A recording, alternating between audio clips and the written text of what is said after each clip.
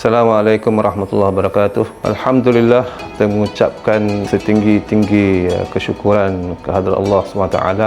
Semoga kita dapat berjumpa dengan bulan Ramadan yang bakal tiba tidak lama lagi. Saya bagi pihak seluruh keluarga institusi pendidikan Hira rasa bersyukur kita bersama-sama melaksanakan tanggungjawab kita sebagai hamba-hamba Allah, menyucikan diri kita dengan ibadah Quran, solat, beristighfar dan mengambil manfaat sepenuhnya. Ramadan bukan sekadar kita menahan lapar dan dahaga, tapi yang lebih penting adalah kita menggunakan bulan Ramadan ini untuk membersihkan hati-hati kita, melihat semula diri kita, menyucikan diri kita, dan menggunakan bulan Ramadan ini untuk kita mengeratkan lagi silaturahim di kalangan ahli keluarga, sahabat handai, berbuka puasa bersama-sama, menunaikan solat tarawih bersama-sama. Semoga bulan Ramadan ini juga menjadikan kita orang-orang yang lebih beriman dan bertakwa kepada Allah SWT. Harapan saya di institusi pendidikan Hira sebagai sebuah sekolah rendah dan menengah Islam, pusat pendidikan, bulan Ramadan ini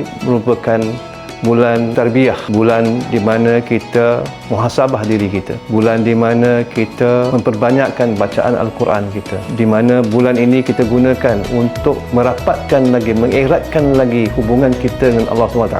Oleh demikian, marilah kita bersama-sama bersemangat dan bermotivasi dan menanam niat untuk bersungguh-sungguh melaksanakan tanggungjawab berpuasa dalam bulan Ramadan yang akan datang. Saya mengucapkan selamat menyambut bulan Ramadan Al-Mubarak. Saya Mukadimah Fauzia binti Arifin, Guru Besar Sekolah Rendah Islam Hira, mengucapkan marhaban ya Ramadan. Jadikanlah Ramadan ini sebagai momentum terbaik untuk kita memperbaiki diri, membanyakkan amal dan membuat kebaikan. Harapan Mukadimah kepada tuan-tuan dan puan-puan serta seluruh putera dan puteri Sri Hira, semoga Ramadan kali ini lebih baik daripada sebelumnya. Dan Mukadimah berharap bersama-sama kita mengejar Lailatul Qadar dan direzekikan kita semua mendapat keberkatan Lailatul Qadar. Selamat menyambut bulan Ramadan Al-Mubarak warga Sekolah Menengah Islam Hira dan Ma'had Tahfiz Al-Quran Hira. Bagi pihak sekolah, kami merakamkan jutaan kemaafan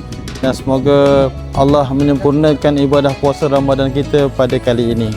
Bagaimana firman Allah dalam surah Al-Baqarah yang berbunyi, Ya ayyuhalladzina amanu kutiba alaikumus siyam kama kutiba alal ladzina min qablikum la'allakum tattaqun. Dan kita selalu juga berdoa semoga Allah menyempurnakan ibadah Ramadan kita dan meningkatkan darjat iman dan takwa kita untuk makin hampir kepadanya. Sekian. Jadi sekali lagi saya mengucapkan selamat menunaikan ibadah puasa Ramadan Al-Mubarak sehingga Allah mengangkat darjat kita di sisinya dalam kalangan insan-insan yang bertakwa, insya-Allah. Sekian. Terima kasih.